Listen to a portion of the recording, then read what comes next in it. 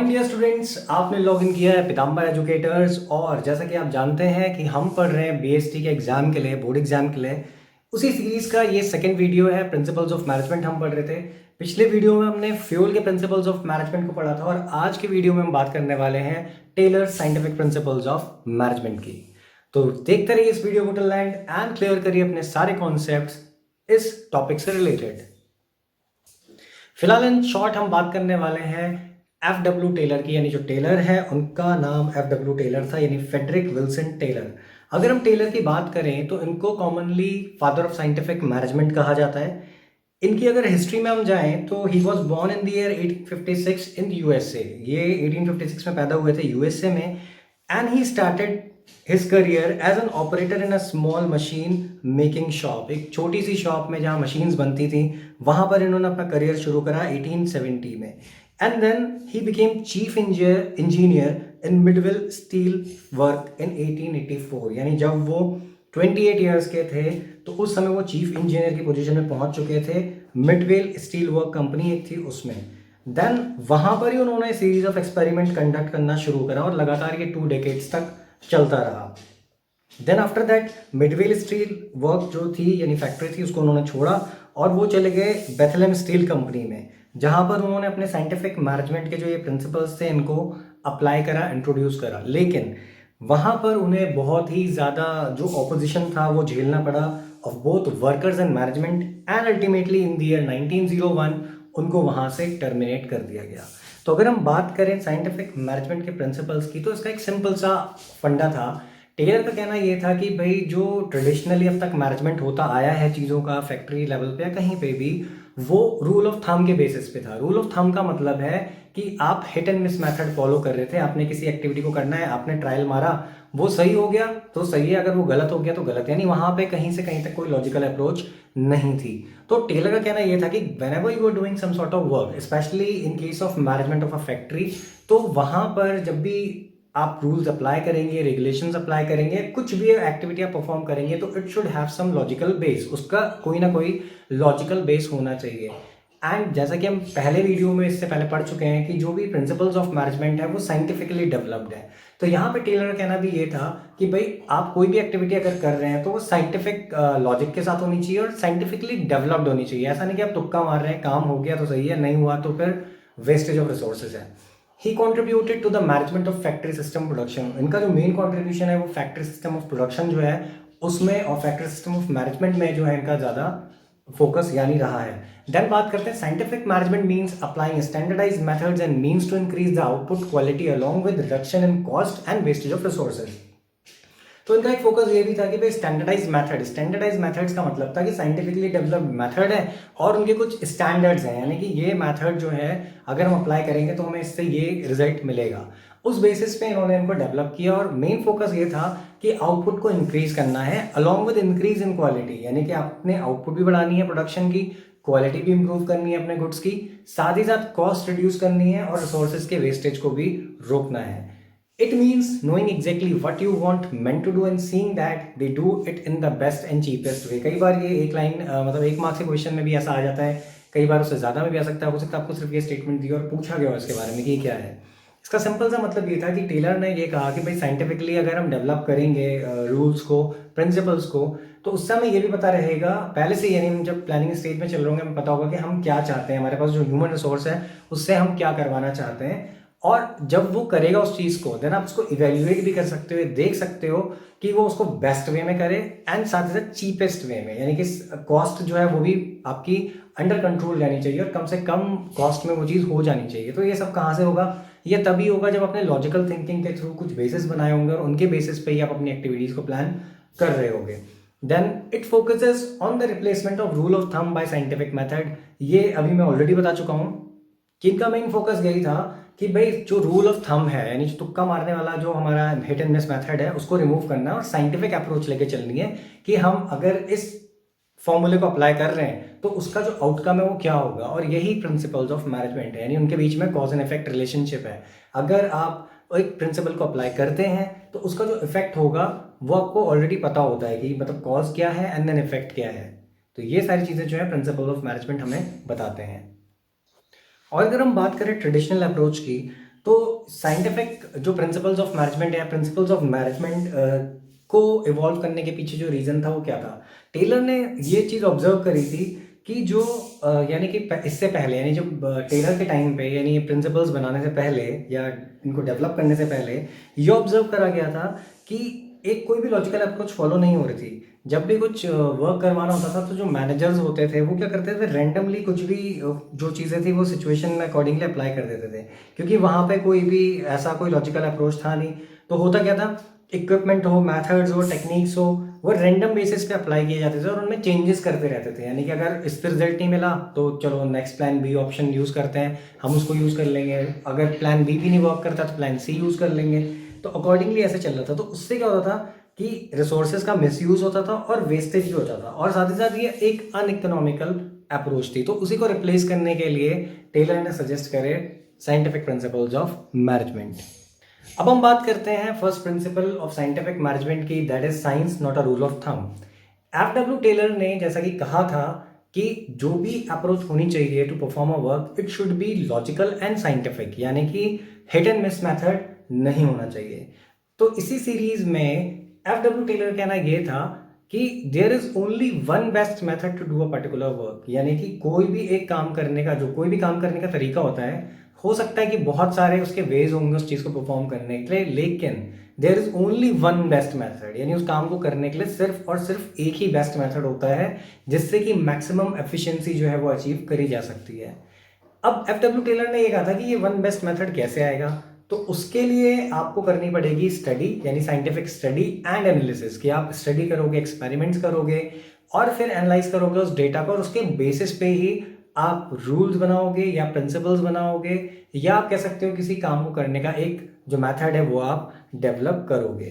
तो ये था science not a rule of thumb. और इन्हीं स्टडीज के बेसिस पे एफ.डब्ल्यू. टेलर ने मेथड स्टडीज जो दी थी, time study, motion study and fatigue study, वो इसी बेसिस पे थी कि आप जब भी कोई चीज़ कर रहे हैं तो उसके लिए एक साइंटिफिक अप्रोच फॉलो होनी चाहिए। ऐसा नहीं कि ट्रेडिशनल मेथड फॉलो हो, क्योंकि ट्रेडिशनली जो मेथड फॉलो होता था उसमें क्या होता था कि आप एक वर्क को करते थे, फिर अगर वो सही हो गया तो ठीक है, अगर नहीं हुआ, गलत हुआ, तो अगेन आप कोई एक नया मेथड लेके आएंगे, उसको अप्लाई करेंगे। अगर आपका टारगेट अचीव हो गया तो बढ़िया है, otherwise it would have led to the wastage of resources. तो यहाँ पे जो ध्यान रखने वाली चीज़ है वो ये कि एफ.डब्ल्यू. टेलर ने ये कहा कि जो प्रिंसिपल्स या जो भी मेथड्स होने चाहिए वो साइंटिफिक होने चाहिए, यानी कि जो भी आप अप्रोच फॉलो करें to do a work, that should be logical and should be based on some scientific facts. और इस बेसिस पे एफ.डब्ल्यू. टेलर का कहना यह था कि अगर हम साइंटिफिक अप्रोच फॉलो करेंगे तो it will help us in saving time, effort, money and resources. तो second scientific principle of management है harmony not discord. Harmony not discord के प्रिंसिपल में एफ.डब्ल्यू. टेलर का कहना यह था कि there should be a complete harmony between management and workers. Management and workers के बीच में कंप्लीट हार्मनी होनी चाहिए। हार्मनी का मतलब कि उनकी जो भी डिसीजंस हैं दे शुड बी सेम, उनके थॉट्स जो है सेम होने चाहिए, and they should work in same direction. There should be transformation of both the parties, that is mental revolution. तो एक कॉन्सेप्ट दिया था एफ.डब्ल्यू. टेलर ने मेंटल रिवोल्यूशन का, उनका कहना यह था कि जो दोनों पार्टीज हैं, मैनेजमेंट एंड वर्कर, उनके बीच में यानी उनके जो थॉट्स हैं उनका ट्रांसफॉर्मेशन होना चाहिए, उनकी थिंकिंग जो है वो चेंज होनी चाहिए। अब मेंटल रिवोल्यूशन का क्या मीनिंग था? मेंटल रिवोल्यूशन में एफ.डब्ल्यू. टेलर का कहना यह था कि management and workers both should realize importance of each other, यानी मैनेजमेंट और वर्कर्स को दोनों को आपस में यानी कि ये चीज़ सोचनी चाहिए कि वो दोनों एक दूसरे के लिए इंपॉर्टेंट हैं। अगर वर्कर सेटिस्फाइड नहीं होंगे, प्रॉपर वे में वर्क नहीं करेंगे, तो मैनेजमेंट प्रोग्रेस नहीं कर सकता, यानी कंपनी प्रोग्रेस नहीं कर सकती, एंड सिमिलर वे में जो प्रॉफिट्स हैं वो जनरेट नहीं होंगे। साथ साथ मैनेजमेंट को भी ये चीज़ सोचनी चाहिए कि जो वर्कर्स हैं दे आर वर्किंग हार्ड, अगर वो सेटिस्फाइड नहीं है, उनको प्रॉपर रेम्यूनरेशंस नहीं मिल रहा है, उनको प्रॉपर पैकेज नहीं मिल रहा है, सैलरी नहीं मिल रही है, कुछ नहीं मिल रहा है, तो उस सिचुएशन में वो सेटिस्फाइड नहीं होंगे और वो अच्छे से काम नहीं करेंगे, एंड अगेन प्रॉफिट जो है वो रिड्यूस हो जाएगा, प्रॉफिट होगा ही नहीं। तो यहाँ पर एफ.डब्ल्यू. टेलर का कहना ये था कि भाई दोनों ने एक दूसरे की इंपॉर्टेंस को समझना चाहिए कि हमें जो वर्कर्स हैं उनको ज़्यादा अच्छे तरीके से काम करना चाहिए, यानी they should work hard so that surplus can be generated, यानी प्रॉफिट जनरेट हो। एंड इन सिमिलर मैनर जो मैनेजमेंट इसको ये सोचना चाहिए that they have to share या they should share the gain with the worker, यानी कि जो प्रॉफिट हो रहा है वो उनको इंक्रीमेंट के फॉर्म में या किसी और पर्क के फॉर्म में वर्कर्स के साथ शेयर करना चाहिए। अगर ऐसा होगा तो वर्कर्स ज़्यादा सेटिस्फाइड होंगे, they will work with more zeal and will work hard and it will lead to the successful organisation, साथ ही साथ प्रॉफिट जनरेट हो जाएंगे एंड सिमिलर मैनर में ये चीज़ आगे कंटिन्यू होगी, यानी फर्म की ग्रोथ तभी होगी जब दोनों साथ मिलकर काम करेंगे। सिमिलरली इसका जो लास्ट पॉइंट है that is management should share gains with workers, workers must work hard for betterment of organisation, यानी कि जो मैनेजमेंट है उसको अपने गेन्स शेयर करने चाहिए वर्कर्स के साथ, जो मैंने बताया क्यों करने चाहिए। साथ ही साथ ये भी कहा गया कि भाई मैनेजमेंट तो वर्कर्स के साथ गेन शेयर करेगा एंड जो वर्कर्स हैं उनको भी मेहनत करनी चाहिए ताकि जो फर्म है उसका बेटरमेंट हो।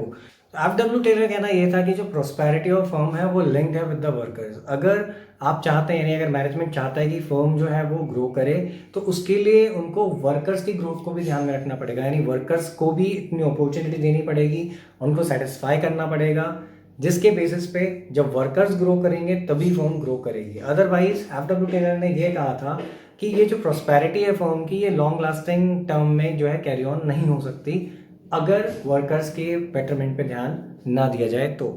अगर हम third principal of scientific management की, तो वो है कोऑपरेशन नॉट इंडिविजुअलिज्म। कोऑपरेशन सभी को पता है, हम सभी को पता है कोऑपरेशन का मतलब क्या होता है, यानी आपस में जब मिलजुल के हम काम करते हैं। तो यहाँ पे भी टेलर का कहना ये था कि भाई सारे के सारे जो एम्प्लॉयज़ हैं उनका जो मतलब एम्प्लॉयज़ हैं प्लस जो मैनेजमेंट है वो आपस में उनको कोऑपरेट करना है एक दूसरे से, यानी मिल के काम करना है with combined efforts and there should be no individualism. यानी ऐसा नहीं कि मैनेजमेंट ये सोच रहा है मैं तो मैनेजमेंट हूँ और क्या लेना देना किसी से, वर्कर्स को क्या देखना है ऑल, ऐसा नहीं होना चाहिए। सिमिलर वर्क में जो वर्कर्स हैं उनको भी ये नहीं सोचना चाहिए अरे हम ही तो काम कर रहे हैं, अगर हम ही काम बंद कर दें, स्ट्राइक कर दें ऑल, तो फिर मैनेजमेंट जो है वो it will be on the needs and then हम अपनी जो भी अनरीजनेबल डिमांड्स हैं फुलफिल करवा लेंगे। तो यहाँ पर एफडब्ल्यू टेलर कहना ये था कि दोनों को एक साथ मिलकर काम करना चाहिए। ये एक टाइप से एक्सटेंशन है the principle of harmony not discord, harmony not Discord का एक्सटेंशन है। यहाँ पे एफडब्ल्यू टेलर ने कहा था कि competition should be replaced with cooperation, यानी कि अगर मैनेजमेंट और वर्कर्स आप में आपस में compete करने लग जाएंगे, जो मैंने अभी बोला स्टार्टिंग में, तो फिर प्रॉब्लम आएगी ऑर्गेनाइजेशन में, यानी कि ऑर्गेनाइजेशन ऑब्जेक्टिव्स पूरे नहीं हो पाएंगे ना, अगेन दोनों लॉस में जाएंगे। तो यहाँ पे भी बात वही आती है हार्मनी नॉट डिस्कॉर्ड वाली, कि दोनों को, चाहे वो मैनेजमेंट हो चाहे वो वर्कर्स हो, दे शुड अंडरस्टैंड कि they both need each other, उनको एक दूसरे की ज़रूरत है। Then management should entertain and reward constructive suggestions of employ. इसमें यह भी कहा गया था कि अगर कोई एम्प्लॉय जो है वो कंस्ट्रक्टिव सजेशंस दे रहा है, सजेशंस ऐसे दे रहा है जो फर्म के लिए हेल्पफुल है और उनसे रेवेन्यू जनरेट हो सकता है, फर्म की वर्किंग स्टाइल में चेंज आ सकते हैं या रिसोर्सेज को सेव किया जा सकता है, यानी कुछ भी, कोई भी सजेशन जो एम्प्लॉय दे रहा है अगर वो प्रोडक्टिव है तो मैनेजमेंट ने उसको सुनना चाहिए और उसको रिवॉर्ड भी देना चाहिए कि आपने ऐसा किया, उसको अप्रेज करना चाहिए। देन बात आती है नेक्स्ट पॉइंट की, that is workers must resist from going on strikes and making unreasonable demand. अब अगेन बात यह आती है कि ये सारी चीज़ें सही है कि मैनेजमेंट को ये करना चाहिए, लेकिन साथ ही साथ एफडब्ल्यू टेलर ने ये भी कहा कि वर्कर्स को रेजिस्ट करना चाहिए, यानी कि ऐसा नहीं कि उनका मन करा उन्होंने स्ट्राइक कर दी कि हमारी ये अनरीजनेबल डिमांड थी फुलफिल नहीं हुई और हम स्ट्राइक कर देते हैं। तो ये कहता है कि ऐसा नहीं होना चाहिए। जैसे कि प्रेजेंट कोऑपरेशन नॉट इंडिविजुअलिज्म के ही प्रिंसिपल में एफडब्ल्यू टेलर का कहना ये था कि मैक्सिमम जो प्रॉब्लम होती है बिटवीन मैनेजमेंट एंड वर्कर्स वो होती है on the basis of economic consideration, यानी वेजेस, अलाउंसेस, बोनसेस को लेके। तो अगर इन सारी चीज़ों को सॉल्व कर दिया जाए तो कहीं से कहीं तक मैनेजमेंट और एम्प्लॉयज़ के बीच में क्लैशेस नहीं होंगे। और सजेशन जो दिए थे एफडब्ल्यू टेलर ने इस प्रॉब्लम को सॉल्व करने के लिए वो वही था कि रेवेन्यू जनरेट करना है आपको ज़्यादा। और रेवेन्यू कैसे जनरेट होगा, जब आप बेस्ट मेथड जो है अडॉप्ट करेंगे किसी भी काम को करने का, उससे आपकी कॉस्ट जो है रिड्यूस हो जाएगी and then it will help you in increasing the revenues of the firm and ultimately profits increase होंगे। तो जब प्रॉफिट इंक्रीज होगा तो ऑब्वियस है कि जो एम्प्लॉयज़ हैं उनको भी ज़्यादा प्रॉफिट के फॉर्म में, यानी जो सैलरी, वेजेस, बोनस उनको मिलने वाले हैं वो डिस्ट्रीब्यूट होंगे और ज़्यादा होंगे, जिससे कि एम्प्लॉयज़ भी क्या होंगे, सेटिस्फाइड हो जाएंगे। तो अगर हम बात करें फोर्थ प्रिंसिपल की, तो फोर्थ प्रिंसिपल है development of each and every person to his और हर ग्रेटेस्ट एफिशिएंसी। इसका मतलब सिंपल सा ये था कि एफडब्ल्यू टेलर का कहना ये था कि मैनेजमेंट में, मतलब जब आप एक जॉब के लिए बंदे को सिलेक्ट करें तो जो सिलेक्शन प्रोसेस है वो प्रॉपरली डिजाइंड होनी चाहिए। एक पर्सन को जब आप सेलेक्ट करते हैं तो उसकी क्वालिफिकेशंस के बेसिस पे, उसके एक्सपीरियंस के बेसिस पे उसे सेलेक्ट करना चाहिए। वही यहाँ पे लिखा है कि selecting right person for right job, यानी कि जो बंदा जिस जॉब के लिए क्वालिफाइड है उसको उस पर्टिकुलर वर्क के लिए सेलेक्ट किया जाना चाहिए according to his capabilities and experience. Workers should be scientifically trained so that they can produce more and earn more. साथ ही साथ एफडब्ल्यू टेलर का कहना ये था कि वर्कर्स को साइंटिफिकली ट्रेन भी किया जाना चाहिए, यानी आपने सिलेक्शन कर लिया, उसे ट्रेनिंग देनी है तो आप इस वे में दीजिए जो कि साइंटिफिक हो, ताकि वो बंदा ज़्यादा बेटर प्रोड्यूस करे और ज़्यादा अर्न भी कर सके। अब इसका बेनिफिट क्या होगा? इसका जो बेनिफिट होगा एफडब्ल्यू टेलर के हिसाब से वो लॉन्ग लास्टिंग था, यानी कि जब वो बंदा फर्म में है तब भी उसके लिए बेनिफिशियल रहेगा, बिकॉज फर्म के लिए अच्छा है कि जब वो ज़्यादा प्रोड्यूस करेगा, ज़्यादा ग्रेटर एफिशिएंसी से वर्क करेगा, तो it will lead to increase in profits of the firm. Same manner में उससे क्या होगी, उसकी इनकम बढ़ जाएगी। और जब वो बंदा कभी फर्म छोड़ के जाता भी है इन केस, तो फिर उसको बेनिफिट ये मिलेगा कि वो स्किल्स उसके अंदर आ चुकी होंगी, उसको ट्रेनिंग मिल चुकी होगी, तो फ्यूचर में भी जब वो कहीं स्विच करता है तो वो ज़्यादा अमाउंट अर्न कर सकता है। देन यहाँ पे एक पॉइंट जो इस प्रिंसिपल में वो है कि डेवलपमेंट करना हर एक बंदे का और उसको ग्रेटेस्ट एफिशिएंसी तक लेके जाना। तो उसका एक सिंपल सा लॉजिक ये था कि एफडब्ल्यू टेलर ने ये कहा कि जो मैनेजमेंट है उसने इस चीज़ पे फोकस रहना चाहिए कि कैसे वो अपने एम्प्लॉयज़ का डेवलपमेंट कर सकता है, कैसे उनको अपॉर्चुनिटीज़ प्रोवाइड कर सकता है जिसके थ्रू ग्रोथ एंड डेवलपमेंट जो एम्प्लॉयज़ की पॉसिबल हो। तो ये जो है फोर्थ प्रिंसिपल था, जिसमें कि एफडब्ल्यू टेलर ने कहा था कि मैनेजमेंट को अपॉर्चुनिटीज़ भी प्रोवाइड करनी चाहिए अपने एम्प्लॉयज़ को, ताकि उनका डेवलपमेंट हो सके। अब बात कर लेते हैं कुछ क्वेश्चंस की, बोर्ड के क्वेश्चंस की। तो 2010 में क्वेश्चन आया था, explain by giving any 5 reason why principles of management are needed. तो आई थिंक ये कॉन्सेप्ट समझने के बाद आप लिख सकते हैं इस आंसर को कि प्रिंसिपल्स ऑफ मैनेजमेंट क्यों चाहिए, बिकॉज मैनेजर्स को वो यूजफुल इंसाइट प्रोवाइड करते हैं रियलिटीज़ में। देन इनके थ्रू आप ऑप्टिमम यूज़ कर सकते हैं रिसोर्सेज का, वेस्टेज नहीं होगा। साइंटिफिकली डिसीजन लेंगे तो फिर हिट एंड मिस मेथड का ऑप्शन गायब हो जाएगा, एंड फाइनली रिजल्ट्स भी जो हैं वो प्रॉपरली मिलेंगे। उसके अलावा सोशल रिस्पॉन्सिबिलिटी फुलफिल करने में भी हेल्प करते हैं जो आपके प्रिंसिपल्स ऑफ मैनेजमेंट है। एंड देन वो बेसिक ग्राउंड वर्क प्रोवाइड करते हैं जिसके बेसिस पे मैनेजर्स को डेवलप किया जा सकता है, साथ ही साथ एम्प्लॉयज़ को भी आप डेवलप कर सकते हैं। देन स्पेसिफिकली इस चैप्टर में से कई बार ऐसे क्वेश्चन भी आए हैं, जैसे कि डायरेक्ट क्वेश्चन में कि discuss the Taylor's principle of scientific management, ये 2015 में आ चुका है ऑल इंडिया में, जहाँ पर ये बात करी गई थी कि आपको साइंटिफिक प्रिंसिपल्स जो थे एफडब्ल्यू टेलर ने दिए उनको एक्सप्लेन करना था। तो एफडब्ल्यू टेलर के जो प्रिंसिपल्स हैं ये आपको वहाँ पे एक्सप्लेन करने थे। उसके अलावा फ्यूल के प्रिंसिपल से रिलेटेड क्वेश्चंस ये भी 2017 में आ चुके हैं। ये क्वेश्चन केस स्टडी के फॉर्म में भी हो सकता है, जहाँ पर आपको केस स्टडीज दी होंगी कोई पर्टिकुलर फर्म से रिलेटेड या कोई भी सिचुएशन, एंड देन आपको हो सकता है कि उसमें से सिलेक्ट करके बताना हो कि किस टाइप का प्रिंसिपल है, कौन सा प्रिंसिपल है, या उसके पॉजिटिव या नेगेटिव इम्पैक्ट जो है वो क्या होंगे।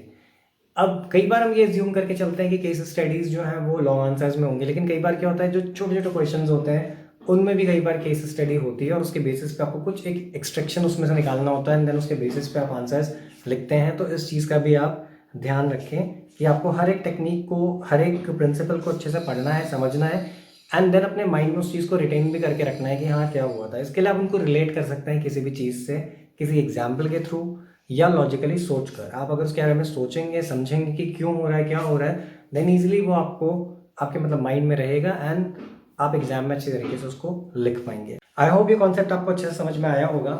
नेक्स्ट वीडियो में हम बात करेंगे टेक्निक ऑफ साइंटिफिक मैनेजमेंट की। तब तक देखते रहिए इस वीडियो को, चैनल को सब्सक्राइब करिए और सब्सक्राइब बटन के बगल वाले घंटे को दबाना ना भूलें ताकि वीडियो अपलोड होते साथ ही नोटिफिकेशन आप तक पहुंच जाए। Thanks for watching the video.